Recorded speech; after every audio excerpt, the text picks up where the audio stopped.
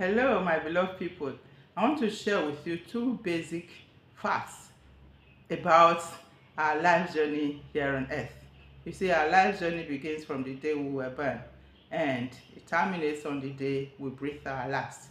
In between, a lot can happen to one.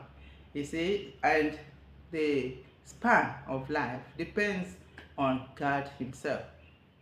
Some may live very long, some may die early.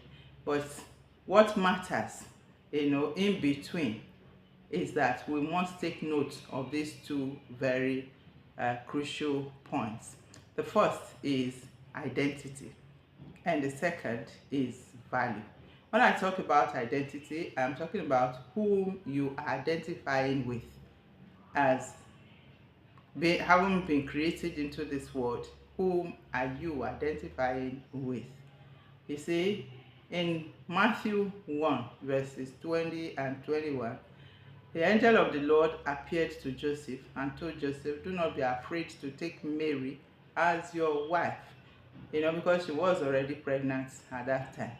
And he said to him that the child that she was carrying is of the Holy Spirit.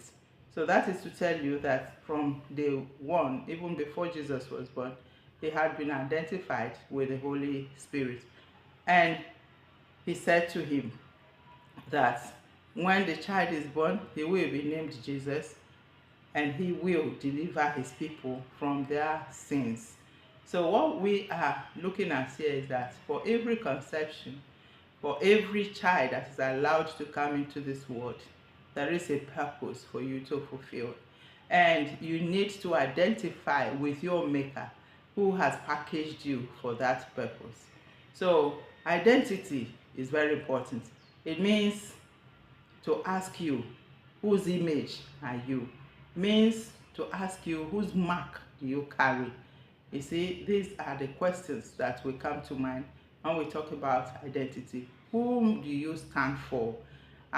In anywhere you are, any position you find yourself in life, you are in business, you are in ministry, you are a teacher, you are a lecturer in school, whoever you are, whatever you're doing, whom do you stand for? That is your identity. It is important that we stand for the one who created us. It is important that we stand for Jesus because He alone knows how we can fulfill our destinies in life. Did Jesus fulfill that destiny? He did. In John 19:30, you will hear where it is written that it is finished, because Jesus completed the work.